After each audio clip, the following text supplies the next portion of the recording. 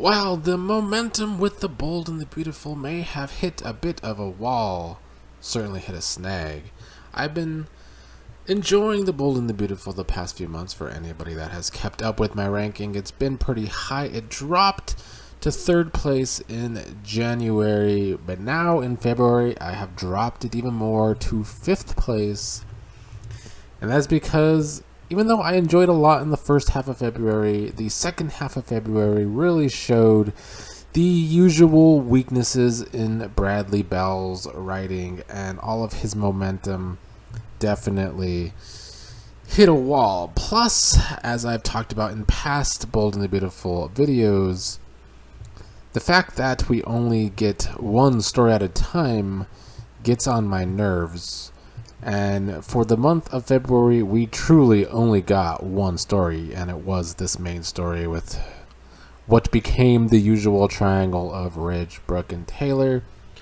We did see a little bit of Paris and Carter, and I'll talk about that and all the faults with that storyline. First, I'm going to talk about some of the stuff I did enjoy in the first half of the month.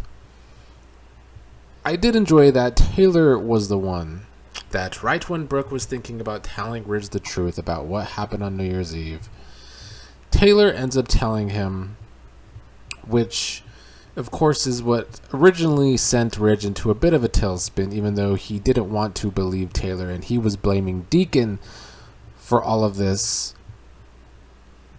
We also had a confrontation between Steffy and Brooke, which I also enjoyed. Steffy giving Brooke some crap, even though Steffy's history isn't good either. Steffy is a lot like Brooke.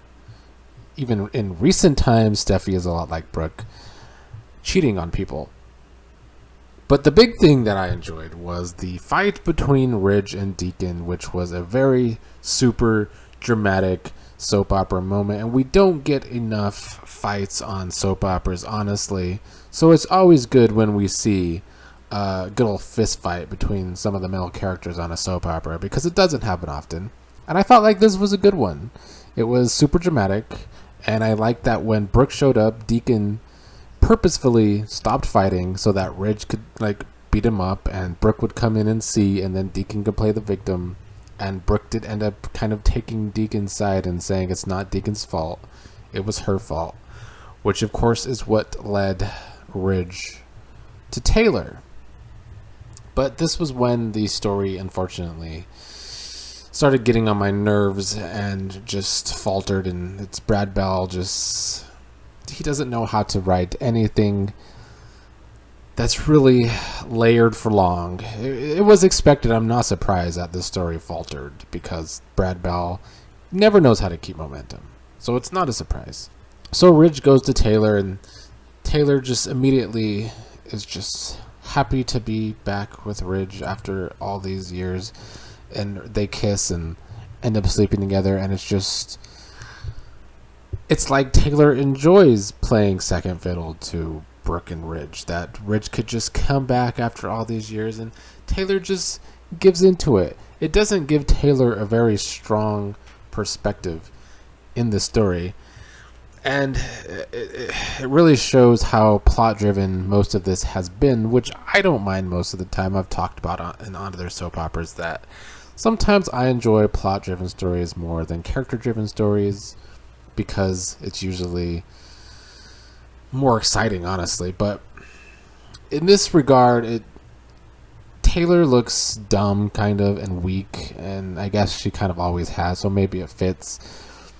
But it's just all been so very plot driven. So they're basically reunited, and of course Thomas and Steffy are happy that their parents are getting back together, even though they're not children. They act like children half the time about their parents being together. I also wish they would have more for Sheila to do. I mean, she did kind of cause all this by switching the whole non-alcoholic champagne to alcoholic champagne. But we really just get mostly Sheila talking to herself or talking to Taylor. It's time to move Sheila's story along here a little. Now, overall, I mean, I don't hate it, but I'm not exactly enjoying it, and that's why Bold and the Beautiful did fall to 5th place. This is the lowest it's been in months in my rankings. And we'll see where the story goes from here. They did lose momentum, so I don't know how they're going to rebuild it. Bradley Bell just always falls on his usual triangles. For one, of course, everything on this show has to be some sort of love triangle or quad. But he also falls on the fact that it doesn't matter character histories half the time. He's going to get the plot where he needs to get the plot, no matter how weak or dumb it may look without the use of these characters' histories. Now, the other story that has been on this month, here and there, not very much. It was on a little bit at the start of the month, and then the last episode I watched on February 25th was, of course, this whole Carter and Paris stuff, and Paris's mom railing into Carter that he's coming between Paris and Zende, which he is. And she basically called him out for all of his sneaking around because, he just had this affair with Quinn, who cheated on Eric to be with Carter. And the truth is, Carter is the bad guy in all of these stories. I don't know where they're going with the character of Carter, and I don't know why this was the direction they chose to go, because Paris and Carter truly don't have chemistry. Like I talked about in the last video, they still don't seem to know what the hell to do with Paris. She's been kind of all over the place since I started watching the show again last year, whenever it was like early summer.